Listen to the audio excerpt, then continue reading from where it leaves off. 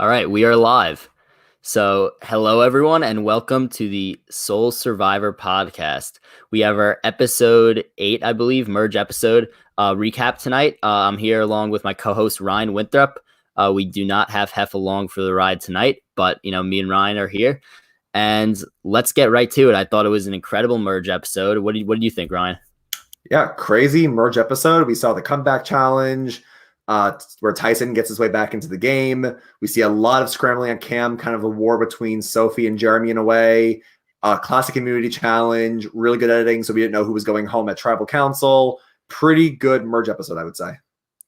Yeah, I thought it was great. The challenge, and I know we'll talk about this, the challenge to get back in was phenomenal. And of course, we had Rob and Tyson battling it out, just like a lot of people thought, just like a lot of people wanted to see. So a lot to talk about. Obviously, the vote, it was the first time in a long time that I did not feel anxiety over a huge threat or a fan favorite going home, and that was kind of nice. But again, we'll talk about all this, and as normal, we'll go in chronological order of the episode, talking about what happened.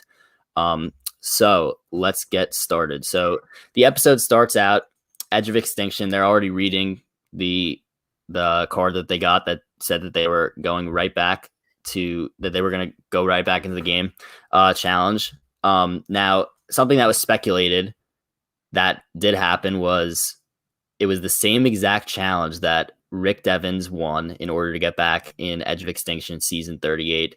Personally, I think that is one of my favorite challenges ever run. I think it's incredible between the 3-part. You have to, you have the physical part where you have to untie and climb that rope maze. Then you have to do the classic tie the sticks together, grab the key, open the door. And then I think that dexterity type snake kind of thing at the end is phenomenal. I just think that it's a great challenge, and I think that's cool because obviously I feel like the most deserving person should win the challenge, but it's cool with the snake at the end. It has like a sort of carnival. I mean, obviously it's skill based because you have to figure out how to maneuver it up the pattern, but there is a component where the ball can drop at any time, so you're never really out of it, which makes it more exciting for a TV audience. But no, I thought it was really, really great. I could have seen like 5 different people win this challenge. Obviously, it was between Rob and Tyson. It was a photo finish. I mean, you got to feel bad for Rob here. Rob, theme of the season is he's always so close in these challenges, and he loses by a second each time. It's really tough to watch. Yeah, and as a lot of people speculated before the challenge, they had to use the fire tokens. Now him and Rob and Natalie had the same strategy of using 3 tokens on an idol, and then Amber gave the 1 token to Rob, which a lot of people thought was going to happen.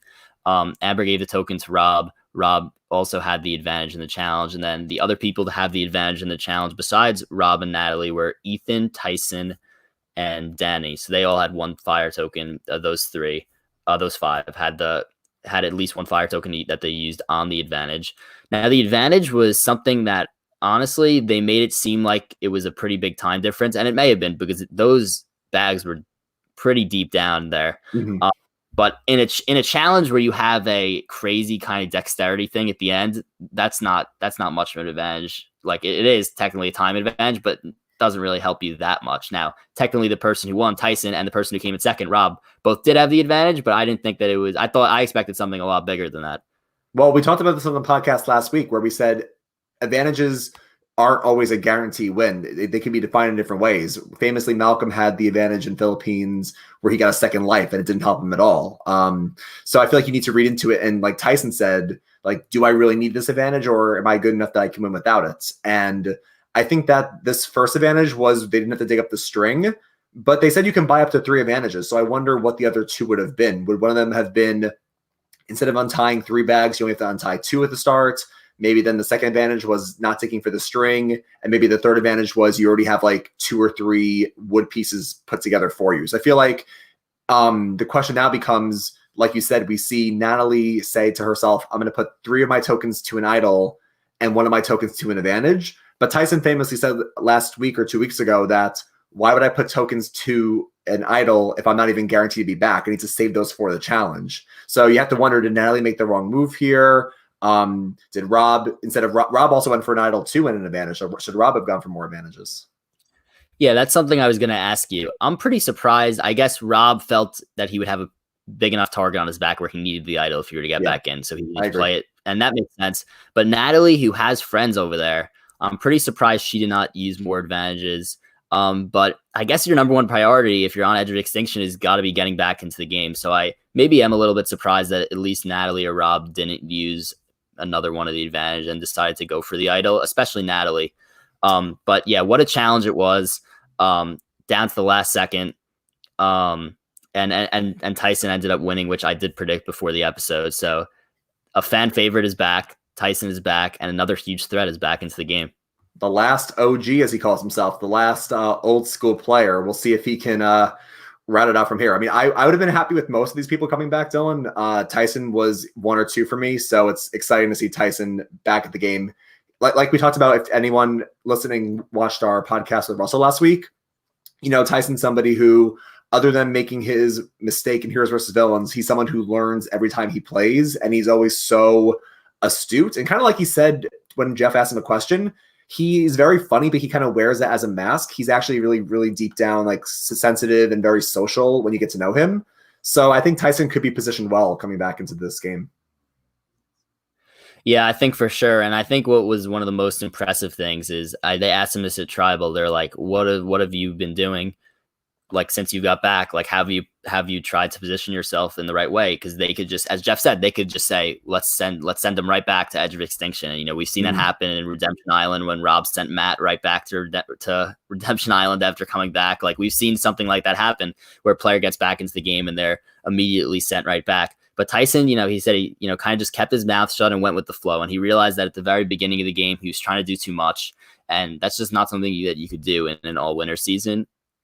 So I think he did a really good job of lowering his threat level. I mean, obviously he's still a huge threat, but as best as he could lower his threat level for the short term, right as he got back into the game. But now that we finished talking about the Edge of Extinction challenge and Tyson getting back in, let's discuss the actual merge and all the other players. One thing that I thought was extremely interesting was at the merge feast where they asked what happened. They asked Denise what happened with Sandra, and I guess she had to because people know. She told them the exact move in front of everybody. Not something you see very often. She told them all about both idols played, how she took Sandra's idol for her, played it for herself, gave one to Jeremy, voted her out, and all of a sudden Denise seems to have a pretty big target on her back. Yeah, I feel like, and again, it's not great because your threat level skyrockets after that, but I mean, what can she do? I mean, she can't really lie about the move because, in her sake, God forbid that she gets on the opposite page of, Tony or Kim, and they're trying to vote her out. They can use ammunition and say, hey, Denise didn't tell you the whole truth of what happened last night. Because Denise could have went in there and said, yeah, I played an idol for myself. All the votes were gone, and I voted out Sandra. And then Kim and Tony could have been like, well, yeah, but you also had one for Jeremy too. Like Tyler says in the chat, you don't really have much of a choice there. And maybe on a new player season, you can get away with that, but the winners will call you out if you leave out any details. So I think you're kind of damned if you do, damned if you don't. Taking out Sandra in and of itself is a big move. So I feel like all Denise can do here is just own that I made a big move, but I'm still not as big of a threat as these other people. That's what she has to do. Yeah, I just wanted to throw it out there. I completely agree. You have really no choice there. Otherwise, somebody's going to go behind your back and be like, well, she lied, and then that's the end of her. So, yeah, I mean, I think Denise handled it basically as well as she could. But now she's pretty much seen by everybody else as a huge threat. And I think that, that's something we're going to see going forward. Denise, while, she is great socially, so I do expect her to be able to handle this well. But for the first time in her Survivor I would say career, she's viewed as a big threat. So that kind of leads to our next topic of conversation. The main strategy of a lot of these merged players is something that we did see at the beginning of the game, is that the big threats are trying to stick together. And it makes sense because if you're a Tony, if you're a Jeremy, if you're a Tyson, why wouldn't you want all these guys, if you're Kim also, why wouldn't you want all these strong players sitting next to you? It takes the target off your back and you live to see another day. No, it's real. It's what basically Jeremy has always touted as his strategy in Cambodia, where, the big threats got to stick together. We have to be meat shields for each other. Now, the question really becomes kind of like a philosophical question of who's the biggest meat shield and who's the most lean meat shields, because, yeah, you want to surround yourself with threats, but if you're the biggest meat shield, you're going to get taken out first. So I think it's a great strategy for Tony, Tyson, Ben, and Jeremy to align because they are big threats. Jeremy pulls in Wendell as an ally. I'm sure that they thought they had, Sarah as well, probably, or a couple other people. And yeah, no, this is the right move. Even though it doesn't work out for Jeremy in this episode, he made the right move here going with those people because you can't trust people like Adam. You can't trust people like Ben or Nick. So I think that Jeremy did what he had to do. And I think that even though he's going to come at a deficit this episode, he can maybe come back even better. Yeah, I think it's really funny, by the way, that Ben's going around being like, "Oh, big threats like us," and nobody in the audience, nobody watching sees Ben as a huge threat. But it really is the right move for him to stick with them because they do have the numbers. And I think that look, maybe Ben would be perceived to some people as a big threat to win challenges. I think that's maybe what he meant. I don't know about a threat to win the game, but I do think it's the right move for him to align with those people. He is in the numbers. I feel like it's actually the opposite, though. I feel like because we don't see everything on the show. I mean, yeah, to the audience, like we're not seeing everything that Ben's doing. We're just seeing Ben be kind of goofy on camera. Ben kind of just, but by the way, no matter how good Ben is doing or not, the way he handled Adam coming up to him was absolutely terrible, where Adam says to him, like, "Hey, what's the plan?" And Ben said, "I just came back. I don't know. Ask somebody else." Like, it's very obvious that you don't want to tell Adam what's going on. But putting that aside, though, for a second, I think that we don't see everything. So I think Ben is a big threat to these players. I mean, you see Ben's season, he gets idol after idol after idol. He wins the challenges. He was good socially in the pre-merge. I think to these players, Ben is a big threat. And I think that's why he's saying that. So as audience members, we don't really feel that way. It's the truth. It's kind of like how everyone seeing Game Changer said, "Oh, Sarah's great, but like I didn't see her really like she didn't really seem like she was having fun out there, or people didn't really seem like they connected." And then after the season, everybody says, "Oh, Sarah was my best friend. Sarah is like the coolest person ever." So I feel like we have different perceptions as the audience, and we don't really see what the players see sometimes. Yeah, spot on. I mean, that's definitely a possibility. Mm-hmm. And now moving on to the immunity challenge. Yeah. It did have a little bit of a twist in what was a classic Survivor challenge. I'm sure that everybody there was happy that Parvati did not win her way back in because she would have won immunity tonight, probably. But yeah, hang on a pole for as long as you could with the little footholds. And now it's even harder because it was pouring rain. It was freezing cold. So it's not easy to hang onto a pole when it's really slippery. And the little twist was that there were 2 immunity necklaces given out tonight, one to the last man standing and one to the last woman standing. And I knew right from the start that Denise was going to do well in this, and I was spot on. Yeah, usually with these endurance challenges, I mean, anyone can win a challenge on any given day. But if you look at the records and the stats, most times endurance challenges or challenges where you need to hold on to something are usually won by women. I mean, granted, this is a challenge where a man and a woman are both going to win, but you look at Denise's frame, she's smaller, she can easily wrap around the pole. Kim is somebody who she's more lanky, she has more legs. No, I think Denise was slotted to win this coming in. If you had asked me what guy was going to win, I would have had a hard choice. Maybe I would have said Adam, because Adam is also smaller like Denise, but Adam doesn't really win these types of challenges. So it's kind of cool. I knew Denise was going to get it, but I was kind of interested to see what guy would take it. So yeah, I picked Tyson to win this challenge. He didn't. But I think he won it on his first season, like Jeff said. Yeah. Yeah, I mean, I felt like he would be pretty good at this. And yeah, it changes everything when the conditions are like that. But you got to remember that Jeremy is a firefighter as well. And we do have a question coming in here from Andrew, who says, "Do we think Jeremy made himself too big of a target by winning the challenge?" What do you think, Ryan?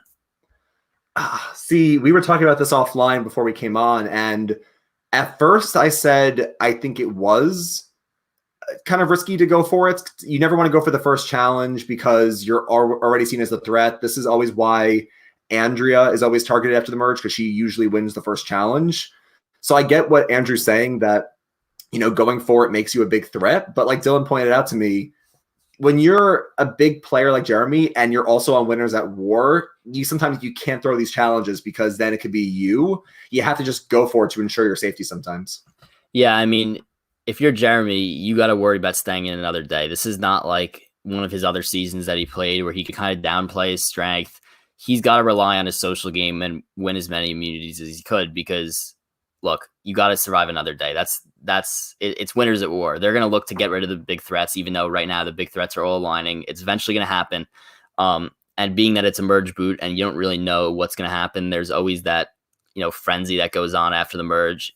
It's a challenge that you have to try and win. It's as simple as that, in my opinion. Yeah. A question I have for you, though, is do you think that Jeremy went for it also because the winner gets a fire token? Do you think he was enticed by that as well? Because we see people throw challenges to not be threats, but if you're offered a token as well, along with safety, like that's a tempting offer. I didn't even think of that, honestly, but yeah, I mean, if a fire token's at stake, those players don't know what the fire token is going to get them later in the game. I know that they were presented with the menu right when they got to camp, the merge, and they were able to see how much certain things cost. But you don't know when Jeremy is going to, need an idol or, need an advantage of some sort. So yeah, I do think that definitely played a role in him. And if they look, I'm curious to see if they offer a fire token to the winner every single time. Maybe it will completely prevent people from throwing challenges. Yeah, we'll see. I think if we don't see it next week, it's not going to be guaranteed every week. Maybe it was just a merge specialty, but if we see it every week, that's going to be tempting because like we saw when Tony read the menu, everything's now increased. As Tony put it, he's the kid that can't buy a bubblegum at the store, but basically all the prices are increased. So now if you want an idol and you want an advantage, it's now extra tokens. So you have to go for these challenges. Yeah, for sure. And now we get back from the immunity challenge. And Jeremy is talking about how he wants to get out Nick because he wants to align with Wendell. Him and Wendell are pretty tight. He wants to align with Wendell, but he doesn't want Nick to be Wendell's number one. He wants to be Wendell's number one. And Wendell's also, while he's playing a low threat game, out of the low profile guys, as they were calling it, Wendell would probably be the biggest threat out of all of them. So I do think that that's another reason why Jeremy wanted to keep him around. And so his first thing when they get back to camp, Nick, and then they had that weird edit where it looks like Nick was just butting in on everybody's conversations. And I thought that was really funny because Nick, he has that like awkward social game, but it works. Like he won the first season. He's a very good social player. So I thought that was very funny to see just the way he's kind of peeping in on everybody's conversations. But like it's always been this season, the quote unquote first name mentioned is never, ever the person that goes home. And that was what happened again tonight, and craziness pretty much ensued after Jeremy did throw out Nick's name. Yeah, I mean, again, like I said earlier, you can't really fault Jeremy. I think Jeremy's line of thinking was good throughout the episode, and we'll see where he ends up casting a vote against Wendell. I think his thinking is still right on the money. Basically, this is actually something that Spencer did with Jeremy when they played in Second Chance, where Spencer wanted to take out Fishback because Fishback and Jeremy were like this after Jeremy saved him. And Spencer was like, if I could take out Fishback, I could be closer to Jeremy. So it is a good strategy. Now, granted, like Jeremy pointed out, if Wendell, if somebody catches wind that you're trying to take out their number one so you can be closer, like if Wendell caught wind that Jeremy wanted to take out Nick, that wouldn't be good because then Wendell can't really trust him. But if you can take out somebody to make yourself closer, and you're not seen as a driver, that's the right move. The best players are those who make the moves but aren't seen as the driver. So Jeremy was right on with that, honestly. And that's always been Jeremy's game going back to, as you did mention, the season he won in season 31. And I did expect Jeremy to operate this way. But you do run that risk because now you can make an argument that Jeremy did not have a good episode just because Wendell was the one who ended up going home. And he basically spent what seems like a large portion of the time trying to sway the vote so that Adam would go home and not Wendell. So he could, or Nick at the very beginning, but so he could keep Wendell around, tried to get rid of Nick originally so he could be closer to Wendell. And then Wendell ends up going home, the person that he planned on aligning with the rest of the game. So while Jeremy ended up voting Wendell, he didn't really have a choice because you got to go with the flow. You can't put yourself down in the numbers. So while I thought as all this is happening, I'm like, oh, here comes Jeremy. He's going to end up playing like a really, really solid game socially. And he's just going to, again, be a driver that maybe not everyone is seeing. And then it's kind of backfired in his face. So Jeremy, I think, is in trouble going forward, but we've seen Jeremy recover from this so many times. He could rely on that brilliant social game he has. And who knows, he could turn around next time and be like, Sophie was the one who drove the votes for Wendell. Let's vote at Sophie. She's the one driving the game, not me. So you never know what could happen. But I did think that, it was rough for Jeremy having Wendell go home. No, you're right. I mean, if you're looking at it like stocks, Jeremy's stock went down tonight. Not only do you win a challenge and you put a target on your back, but you also lose your biggest ally and you're kind of seen as a big player, it's not good. But I think the one hope for Jeremy is that when you lose an ally like that, you kind of fall into the background because you're seen as weaker. So I guarantee you, when Jeremy lost Natalie in the first episode, he easily fell back in the pecking order because people were like, well, we're not going to vote out Jeremy now. He lost Natalie. He's not a threat anymore. Kind of like when in their first season, when Natalie lost Jeremy, she went on to win because no one was threatened by her anymore. So I think that Jeremy did have a down episode, but I think he can recover pretty well, mainly, again, because this time he also voted with the numbers. Natalie, he got completely blindsided. This time he at least saw the pendulum coming back to hit him. So he at least went with it, like you said. But yeah, let's talk about Sophie. You also brought up Sophie. Sophie, amazing episode. And talk about her read on the big players. Yeah, so just before you get to Sophie, I think Jeremy's move going forward, Jeremy's move going forward is to fade back into the background a little bit. And, just maybe take a few votes off, kind of stick with the majority and just because you don't want to be seen like the guy who tried to drive the boat and failed. So look, I think he's probably just going to lay low for a few episodes if he does survive that long. But yeah, let's talk about Sophie. I'm not even sure in real time if I realized how brilliant Sophie was in this episode. Now she's been, in my opinion, I thought I kept saying Michelle, but Sophie's been right there in terms of how impressive she's been this season. Now, what's even more impressive is that Michelle's been pretty brilliant, she's been playing from down in the numbers all game. Sophie has been playing brilliant, but she's been up in the numbers all game. And I think that tonight she, people realize that she is playing, but she, managed to not have a target on her back, and she was in the majority and she drove the vote. So, and like she said, one of the main reasons she wanted to do that is because she didn't want Jeremy to get too strong. So really good job by her tonight. No, Sophie is a really astute player. We've been saying this from the start. Not only does she have an idol, but she has a great read on the game. Right away picks up on the fact that Jeremy and Wendell are talking. They're close. I can see a scenario where the big targets are aligning, and that's exactly what's happening. She has a really good read on the game, and then she says, listen, Jeremy has immunity, but what's the next best thing is to take out Jeremy's right arm in Wendell, and I'm going to pull together all these other people and take him out. And I think so, like Dylan says in the chat, actually, Sophie clearly has pull. Like, obviously, these big players, we saw in the early part of the game, people are kind of drawn to Boss and Rob. So you would think, if Tony and Tyson and Jeremy are aligning, maybe the Adams and Michelles will go with them. But Sophie clearly has a lot of pull over these not spotlight winners, like Tony called them. So I feel like Sophie stock definitely went up for her this episode. She ends up getting out Wendell and also weakening Jeremy at the same time. And I think that that's something we've seen a lot this season, is like a reason why Rob, when Rob went out, he didn't really, there was really nothing he could have done. And they just pretty much stripped him of all of his allies at the very beginning, weakened him. And then they got him out. Now, we kept saying just vote out Boston Rob, but what they did ended up really working. And maybe they're trying to do the same thing with Jeremy, where they'll keep him around, but if they keep cutting off his allies, there's only so much he could do. So I am curious to see how this goes going forward. Now, I think that we have to talk about the editing once again. And this is something that was mentioned by Hef last week as the MVP of the episode. Because this season, I feel like at least the last 3 or 4 votes. I know last week I thought Wendell was going home. This week I thought it was going to be like a 11-1 vote for Adam, and I didn't think that. I thought that like a lot of episodes they try to steer you wrong, where you're like, there's like Adam's so obvious that it's not going to be Adam, and that's what they did this tonight. But I just didn't get that vibe. I was like, Wendell's name hasn't been mentioned in a while, Nick's name hasn't been mentioned in a while. Like maybe they are just going to go with an easy vote. It is an all-winner season. When you could get an easy vote, maybe that's something that could appeal to players. But yeah, really, honestly, just no idea what's going to happen going forward. No idea what's going to happen pretty much like when you're watching each episode. It's been really cool. No, editing's been amazing, honestly. The best episodes are the ones that we don't know who's going home. And yeah, we're used to in Survivor history, it's like, okay, it's either player A or B, but tonight it was like, is it A with Nick? Is it Wendell? Is it Adam? Like, what's going to happen? So it was really cool to see what was going to really shake up at Tribal. But like you said earlier, I'm glad that the big threats weren't really seen as the vote tonight, and it was more so who of the non-spotlight winners we're going to take out.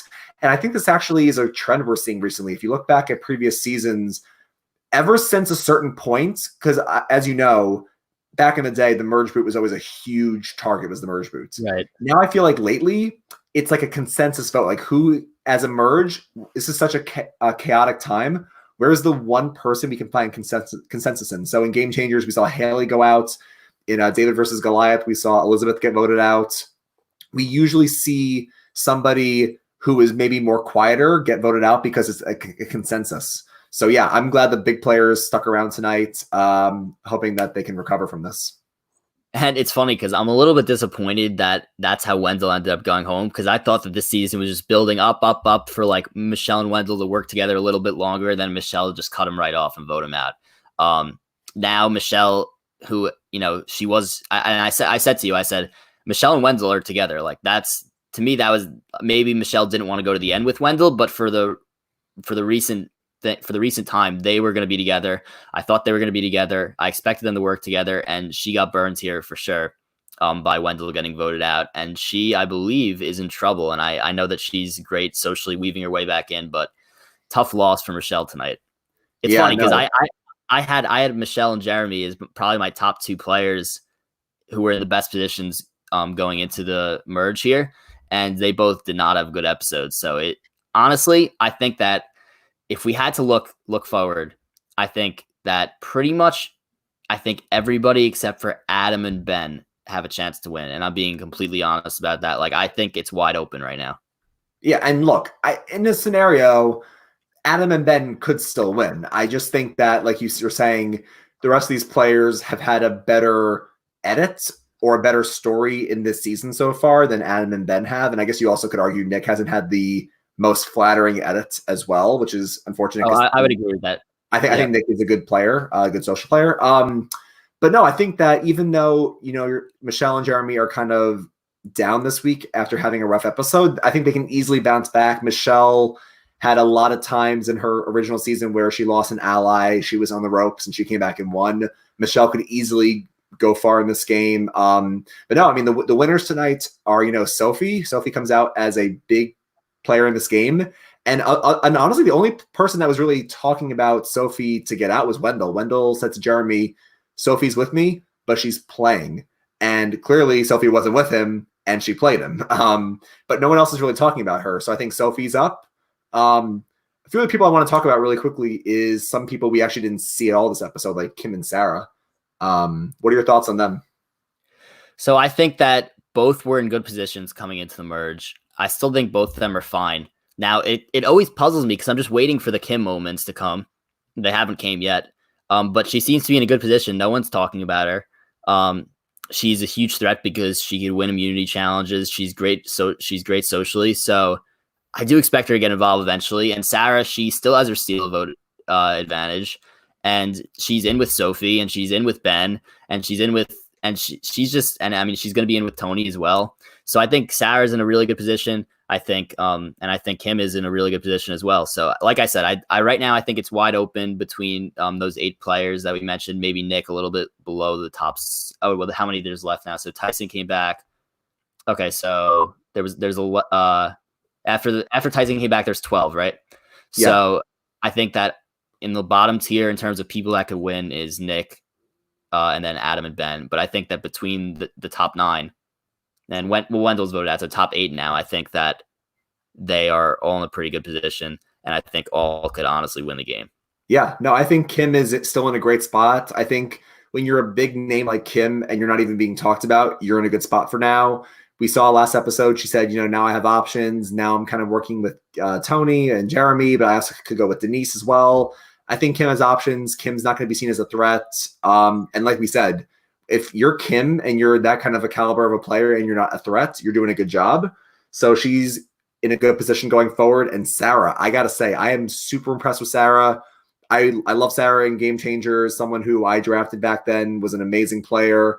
But I said coming into this season, she's the most recent female winner. She plays hard. She's got a big target. She's not going to make it far in this game. And Sarah hasn't been brought up once. The only time she was a target was when Rob got voted out, but that was kind of like a fake editing target.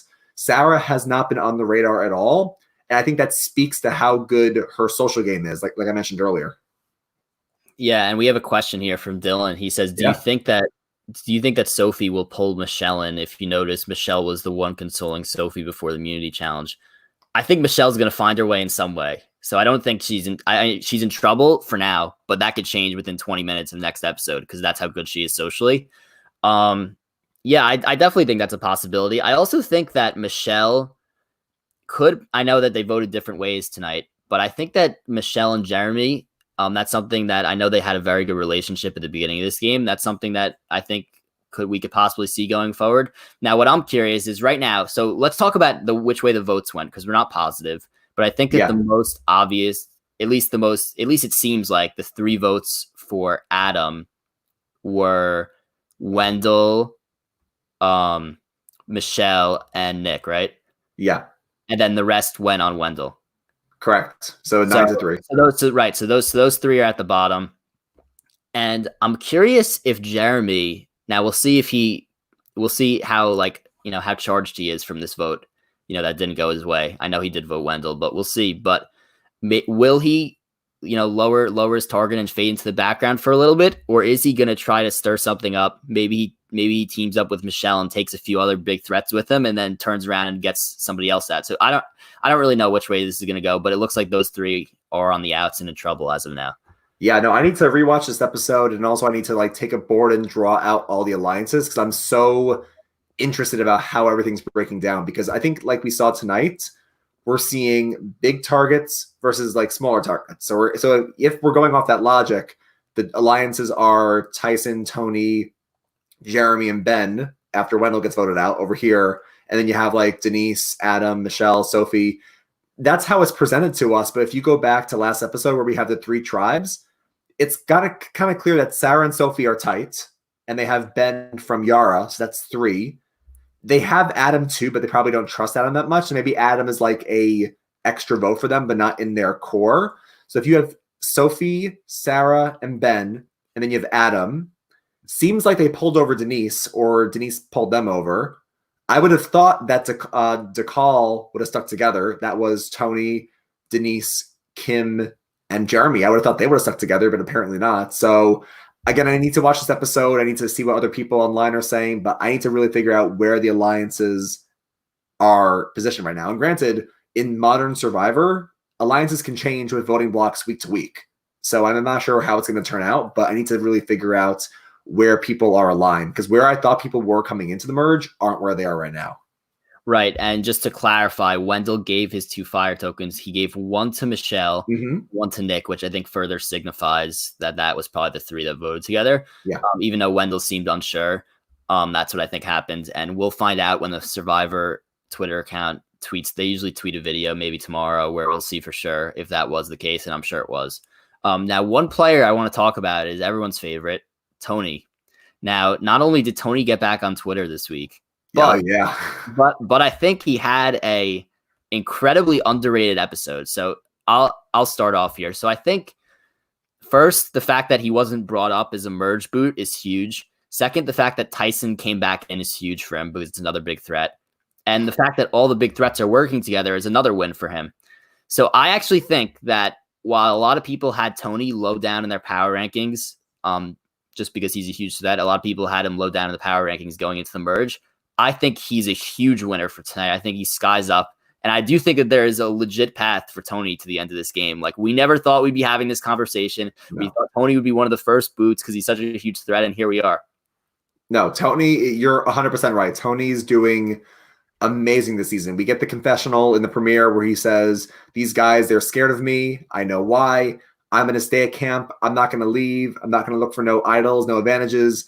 And they're going to lower their guard day by day, and at the end I'll strike. And I think that's a very telling confessional. Tony clearly saw what I did in Game Changers did not work. I got to do the complete opposite, and I think it's working for him. He really, other than him diving into the Spy Shack, which was great TV, but other than him going to the Spy Shack a few weeks ago, he's been doing so well. Like you said, not even a target at the merge. You got to wonder, actually, could Tony be the Jeremy this season? And what I mean by that is in Cambodia, we see Jeremy is, well, he's the Jeremy, but Jeremy is surrounded by Joe and Savage as his meat shields, and Fishback is kind of like his brain shield, or his smart shield, like Sophie called them. And Jeremy was the one who surrounded himself with shields, and he got to the end. We have to wonder, Jeremy was seen as a big driver tonight by Sophie.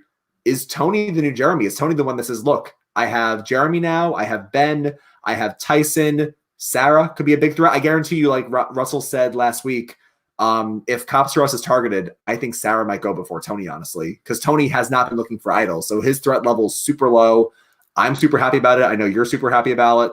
Hef is super happy about it. No, I think Tony's positioned very well right now.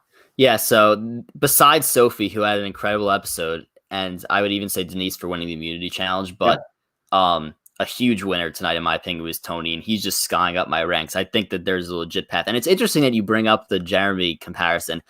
Now, I assume that unless Tony's voted out like within the next 2 episodes, I think we'll probably see Tony make a big move at some point. But right now, he's kind of just laid low. But in my opinion, now it's kind of different. It's kind of a reverse psychology here. But a lot of times, the player who kind of just lays low and doesn't make flashy moves is a lot of times seen as the one who, is the GOAT at the end, kind of the one that doesn't get any votes. But I think it's as impressive this season what Tony's doing as anybody who's making flashy moves. Like the only path for him to succeed in this season was making no flashy moves, at least at the very beginning. So Tony's doing a phenomenal job. And I asked Russell last night, for those who don't know, we were on live with Russell Hantz last night on his show. We were talking about our Survivor bracket, which we did actually launch, but Russell saw it, wanted it to get more votes, and we reseeded stuff. And Russell and us are launching that tomorrow, Thursday, April 2nd. Very excited for it. It's going to get a ton of votes. We're releasing the bracket. We've already spoke about the seeding in the video, but we're releasing the actual bracket tomorrow. So be sure to vote and tune in and participate in that. But I asked Russell yesterday, I said, if you happen to have won the season 19 that you were on and Natalie won, I said, okay. I said, what would you have done if would you have done the same thing? How would you have approached this? Would you have been Russell? Would you have been the same Russell? And we know that some players like Rob is always going to play Rob's game. Like, it doesn't matter. He's not going to lay low. That's just not going to happen. And Russell said, I would have done exactly what Tony's done. So look, very interesting that he said that, but a lot of credit to Tony. I think he won't necessarily now, if you listen to a lot of other podcasts, I'm not sure they'll call Tony a big winner, but I'm huge on Tony after this episode. Huge stock up in my opinion. No, Tony's been great. I think a lot of people often say sometimes like the biggest move you can make isn't really making moves. And if your social game is good enough, you don't need big flashing moves. Denise made a flashy move, and look at her. Now she was a potential target if she didn't win immunity tonight. So yeah, Tony could get to the end there, and somebody on the jury could say, like, Tony, you're known for your idols. You're known for your big flashy gameplay. You were more quiet this season. Like, why should I award you a win for playing a more subdued game? And he's going to say, well, you should award me the win because I changed my game from Game Changers. I saw that I went out second there. It didn't work. How can somebody at my level, Tony Vlaco is one of the biggest name winners of all time. How can I get to the end of this game is to reinvent myself, play as a more subdued player, make better relationships, not rely on idols, rely on my bonds and my strategy. Maybe I'll make one big move here and that's it. And that's all I need. I really think that Tony is learning from his mistakes. It's kind of like in Second Chance where everybody said, okay, how are you going to win? Like, what is your second chance? I think Kelly Wentworth actually, her jury question to the final 3 was, what was your second chance? Like, what did you do to change your game? And Jeremy was like, I did the meat shields this time. I played for my family. I relied on this, this, and this. That's how I changed my game. And I guarantee you people will say, this is Winners at War. Why do you deserve to be the best winner? Because he reinvented himself. So I think he's great. Look, and of course, like I said, it's not common, but I hate to cite Island of the Idols, but there are times like Tommy played a great game socially. He didn't have any advantages. He didn't have any advantages, did he? And what was the question? Tommy in Idols in Islands of the Idols, Tommy did not have any advantages. Is that correct? No, he had no idols, no advantages, and he didn't win any challenges. Is that also correct?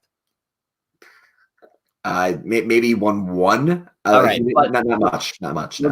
Regardless, he downplayed himself as a physical threat. He played an old school Survivor game and still won. So I think that Tony's transition from a crazy, insane new school type game, revolutionary new school type game, to getting voted out second in game changers, just because he was still that crazy Tony, to transitioning into an old school social type player that's Tony's story. And I think that there is a legit chance for Tony. So and if you look at the jury, if you look at the jury, who's on the jury right now? All the old schoolers. If they see him playing a more old school style game, they may really respect that. Like Ewell, who's a really smart guy, might say, look, I could vote for the biggest, flashiest player like Denise and making all these moves. But I guarantee you, someone that's old school, very smart like Ewell is going to look at Tony and say, I'm going to vote for the guy who was never a target, despite coming into this game as the biggest name on the board. And that's a huge credit in his favor. Yeah. Yeah, for sure. Tony, great spot. Very excited to watch him going forward. And now I want to open it up to questions. Yeah, for sure. Anybody watching. If anybody has a question, let us know and we will answer it before we head out for the night. Let's see. While we're waiting for questions, let's see. Walter says, imagine Rob coming back now. I think Rob, there's a second chance that those who didn't catch Jeff saying it, I actually missed it. I had to go back and rewind. Jeff said at the end of the episode, at the end of the challenge, if you lost this Edge of Extinction challenge, you'll have one more shot to get back in. Rob could come back. I mean, Rob was right there. And if another challenge happens, and he could easily win. I think we saw it in Edge of Extinction. Rick Devens comes back for the first challenge, and Chris Underwood was right there and lost his last second. And then Chris came back and got back in the game. So Rob could easily get back in the game now at the final 5 or 6 or whatever. And I do want to say as well that Wendell, he's another guy pretty good in challenges. So, and I have a gut feeling that we haven't seen the last of Wendell, and I don't know why. Maybe it was just because his edit before this, that between him and Michelle, that I felt like he was going to go far in this game. But who knows? Maybe Michelle takes him out when he comes back. Maybe they work together when he comes back. Maybe he doesn't come back at all. But I do think that Edge of Extinction gained another challenge threat. So, and now we have a question from Walter. If Rob does come back and make it to the final tribal, does he sweep the jury? I don't think, I know you agree with this, Ryan. I don't think that they're going to award $2 million to somebody who has spent a ton of days on Edge of Extinction. Like that happened in 38. It was all returnees. I mean, it was only 4 returnees. It was mostly new players. I just don't think there's any way that happens. See, normally I would agree with you, but I feel like it's going to be so hard to read this jury, mainly because of pre-existing relationships. Like if this was like Survivor All-Stars back in the day where these people maybe didn't know each other that well, I would say you're right. Yes, if someone came back in, they're not going to award $2 million to someone who got voted out. But if you think about it, if Rob's in that final 3, he gets, let's just say they're all on the jury, he gets Amber's vote, he gets Tyson's vote, he gets Parvati's vote, Ethan's vote. He's going to rake in a lot of votes. So I guess to answer Walter's question, he could sweep the jury. I actually don't think in Winners at War we're going to see a sweep. I think we'll see a pretty close final vote because these are all really competitive players. But I think Rob, if he comes back, he's got a shot. If you're Boston Rob and you come back and get to the end, you're going to get a lot of credits.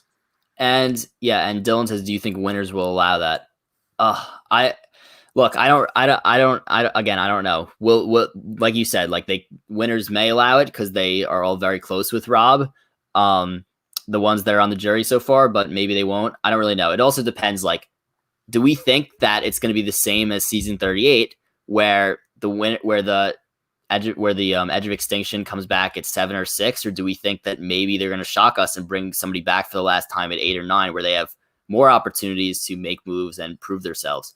So, and it also obviously depends on, is Rob getting back, making a bunch of moves, and then sitting next to Adam and Ben at the end? Like we don't really know. There's so much. So, do I think it's going to happen? Do I think that Winners would allow somebody to spend that long time on Edge of Extinction and win? Probably not. Is it possible? Yeah, I guess. Yeah, I know. I agree with that take. I think it's not very likely, but because of pre-existing relationships, it's possible. Matt Daniel asks, do you think Tony's poor performance in Game Changers helped him? 100%. I mean, granted, I think, Matt, if Tony did bad in Game Changers and then did the same thing this season, then it didn't help him because he didn't learn. But I do think when you go out that early in such a big fashion, it probably helped him a little bit. It helped him because he learned from it. I think he was still a big name coming in, so he had to adapt. But I think if you go out that early, you're probably helped a lot by it, I would think. Yeah, I mean, when you win and completely dominate a season like he did in Cagayan, which was a great cast, by the way. Obviously, we saw a lot of them come back and do well. Yeah. and then go at second in game changers. I think it shocks you a little bit, and I do think that he's learned, and I think that that's why he's playing so well.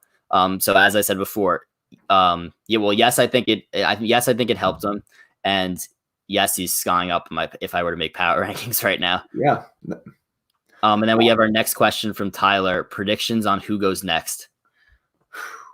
See, this is hard, Tyler, because I think I called it last week's podcast where I said I think the merge route's going to be Denise. And I'm sorry, not Denise. I'm sorry. No, Denise won immunity. I said the merge route was going to be either Adam or Ben or Nick and Wendell, either the two guys on Sele or the two guys on Yara, and it ended up being Wendell. So that was pretty easy to call. This, I feel like this could go any way. I mean, we don't want to read into the preview because the preview can be misleading. We see Nick's name brought up. We see Sarah's name brought up. For all we know, Sophie could be in trouble because she pulled off this big move. I'm going to go with I'm sticking with low threats. I'm sticking with either Nick or Adam. I'm thinking that Jeremy goes back to the big threats and says, look, we got to stick together. We cannot let them pick us off. I could see Nick or Adam going next week. That's my gut feeling. Yeah, so it's tough to say. Like you said, voting blocks have been such a thing that you never know if the 9-3. Well, I guess now it's 8. Well, it was not. It was, what was it, 8? What are the numbers at this point? 8-3. There are 11 people left in the game. So the vote was 9-3 to take out Wendell at 12th place. There's 11 people left. Okay. Yeah. So, I mean, I think those numbers could stay, and you get either Adam or Nick going home, because if you're those big threats, you're like, oh, like you gotta keep as many big threats in right now, especially when there's still 11 left. But then I also for some reason, I think that it's possible that, I don't know why I'm saying this, because Jeremy is so calm, cool, and collected. And I think there's a high chance that he will, but my gut is also going to tell me that maybe Michelle, who's on the outside right now, maybe her way to weave back in is to go up to Jeremy and be like, look, I know I didn't know that vote was happening. And you did because you voted Wendell, but I know that you really wanted Wendell to stick around and they did not do what you want to do. Why don't we shake things up right now? And even if they vote like Ben out, or maybe not, maybe Jeremy keeps the big threats around while voting out one of his own and switching his alliance up. You never know what could happen. And just because Jeremy were to switch to Michelle next week doesn't mean that Jeremy can't realign with them. Like it's all winners. Voting blocks are a thing. Anything could happen. So right now, I would say I agree with you that I think that for one more week, they're probably going to stick with all big threats. And I think Adam and Nick are in big trouble. I think Michelle will probably weave her way back in, whether it's Sophie bringing her in or anybody, Jeremy bringing her in. So I'm going to have to go with Adam or Nick as well. But I do think that there's a possibility that Jeremy tries and switches things up a little bit. Yeah, no, I think we're not out on Michelle and Jeremy yet. They can easily get back into this game. I could see a scenario, like you said, where Michelle goes to Jeremy and says, let's shake things up and take someone out. It could easily happen. But no, I mean, I think we're in lockstep that with the current state of the game, Tyler, I think Adam or Nick might be the next one out. I guess the flip question is, who's not going home next week? Who's in a good spot? I think Kim. I think Kim is still positioned so well. Kim is not going to be targeted by a lot of people. She's good with Jeremy. She's good with Denise. She's good with Tony. And again, Kim is a big name. Granted, you could argue the cast she played with, but Kim is such a big player and so talented, but she's still positioned so well here. So I think Kim is somebody who we think is not going to go home next week. I agree with that. And I hate to just disagree on everything you say, but you hit the nail on the head. But what I was going to say also is, even though Kim is not being shown as much as Tony, I think the argument that we used for Tony about playing the under radar game could be used for Kim as well, because that's something that she had to do. She was on her knees crying in the first episode because she was a huge target right away. And next thing you know, now her threat level is pretty much gone. Yeah. And she's pretty much done the same thing as Tony, but you're just not seeing it as much. So I think Kim is safe going forward. And if I had to choose one more differently, I'm going to have to say that Ben being even though I just mentioned that, you never know what Jeremy could do if he flips over. I think that Ben aligning himself with the big threats is a good move, because when it does come time for them to turn on each other, I don't think they'll turn on each other and vote Ben out. I think they'll turn on each other and go for the bigger threats. And now we have one more question here where you say, how long do you think Sophie's under the radar leadership will last? It's almost a Sandra type game with the exception of Sophie's doing well in challenges. I think that's an interesting comparison, actually. I don't think that I think Sophie's playing a more like Sandra was more anybody but me, and Sophie's more in control than Sandra was. Sandra was never really in control. She kind of just scraped by, survived, and went to the in Heroes Villains, went to the finale with two people who nobody really wanted to vote for at the end. I know Parvati did get a few votes, but nobody wanted to vote for Russell. People didn't want to vote for Parvati just for voting for Russell. So I think she just ended up scraping by enough and then positioning herself well. Sophie is definitely more in control than Sandra was in Heroes Villains, in my opinion. And, Game Changers, Sandra was voted out early, played a little bit different type of game. And in terms of how long do I think it will last? Well, Wendell brought up Sophie's name today, and then Sophie went right ahead and voted Wendell out. So good for her. That's huge for her. But it's hard to say. I think Sophie's probably in my top 3 candidates to win the game, I would say right now, because I think she's playing that well. But like you said, people could see her once if they decide to vote the lower threats out first, like Adam and Nick, I think that they could view Sophie as somebody who is that low profile player who's playing a great game. So I think it lasts probably a few more episodes before she's really considered a huge threat. Yeah, no, I think you're right with the analysis to that question. I don't think, Dylan, that as Dylan said in the chat, I don't think she's playing a Sandra game because Sandra was anybody but me. Sophie's clearly leading a lot of these votes. Even when they swapped tribes, she said right away, I want Rob gone. So Sophie knows who she wants to get out. She's not saying whoever it takes. She's saying, I know who I want. So I think that it's, under the radar like Sandra, but I don't think they're playing the exact same way. And then how long do I think it's going to last? I think it's going to last a while. I think Tyler brings up a point that, final 9, final 8, there's going to be a point where someone says, oh, light bulb idea. Sophie's leading all these votes. Let's take her out. But I think the only one to see that right now is Wendell, and she took him out, which is great. And I think that Sophie is also aligned well. Ben seems to like her. Sarah seems to really like her. I know Nick blindsided Yule, but I think Sophie can still maybe work with Yule. She said, who could I work with? Nick? Work with Nick. Or Wendell. And she said, I could work with Nick. And obviously she's going to know that Nick and Wendell took out Yule. So she has to figure out, okay, well, Wendell's close with Jeremy. I'll take Wendell out, but I can still work with Nick. So right there, she's got a nice solid group. And I think one more advantage that Sophie has is that Sophie, in terms of again, these spotlight winners that Tony said, the big names, she's not a big name, but she's playing like a big name. So I feel like that's going to work in her advantage because she is seen as a lower target right now, but she's making the moves behind the scenes. So I think, Tyler, if Sophie can skate by the next few weeks, I think she's going to get to the end. I think if Sophie doesn't go out in the next 2 or 3 tribals, she's going to be positioned so well at this point.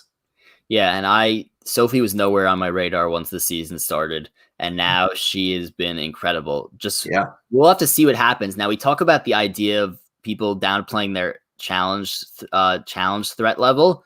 We'll see what I don't anticipate Sophie throwing challenges or anything, but she is certainly a threat to win individual immunity challenge. We saw it on the season she won. She beat Ozzy in the final one. We'll see. If she wins a few immunity challenges within the next few episodes, if she wins immunity, that could just raise her threat level, and maybe people are going to start realizing wow, Sophie has really been phenomenal. So look, and like you said, I think that if she could survive maybe until there's around 7 or 6 left, then she's in a really good position. But, she these next few episodes are crucial for her. And one thing I do want to mention also, now this is unrelated, but one thing that I love is there's so many advantages in the game, and there's only 11 left. One's eventually going to come back. So there's only so many more tribal councils left, and there's a ton of advantages in the game. So we're probably going to see a ton of advantages used on the home stretch of the season here. Now, hopefully we don't get a Suri type moment. That would be horrible. Please. I think these are all great players, and if they start using advantages perfectly, that's going to be crazy. No, I mean, again, we don't want advantage get in part 2. Nobody wants that, but no, I mean, we still have Jeremy's safety without power. Sophie still has an idol. Kim still has an idol, and Sarah has her vote steal. So we still have 4 advantages in play right now. Nobody found the merge idol yet. So I'm sure some will find it next week. But no, I'm excited to see these upcoming tribals where advantages will get played. So. And fire tokens are going to be in play. So more advantages to buy, more bargaining to do. And I think we're set up for a really good home stretch of the season here, final 11 right now. Yeah, I think this can make or break the season. I mean, a season is defined as, did it have a good pre-merge? Was it a good post-merge? And did it have a good winner? And I think the pre-merge was pretty exciting. And I think as long as we keep getting great episodes, Winners at War can easily be a top season for sure. Yeah, I completely agree. And we'll wrap up now. But if you would like to follow us on Twitter, you could follow us at Soul Survivor Pod. As I mentioned before, we were on with Russell Hantz last night, discussing the March Madness bracket that we had made before, and now are relaunching again with him. That'll launch tomorrow, Thursday, April 2nd. It's basically fan voting on all the matchups. So you go on Twitter, vote on the poll. Should have a ton of attention with Russell Hantz involved in tweeting it out. So thank you to Russell for helping us out there. And it should be fun to decide who is as and I want to give credit to somebody on Twitter who said you guys should name this the Ultimate Survivor bracket. This way, it's not necessarily the best player, but also somebody who could represent Survivor the most. Maybe was a great character as well. So it'll be interesting to see who earns that title. And that all gets started tomorrow. And also, if you enjoyed this, be sure to subscribe on Apple Podcasts, subscribe on Spotify, subscribe to our YouTube channel. And should be a great next few weeks here. Yeah, I mean, today may be April, but this is still March. Let's get this bracket going. All right. See you guys.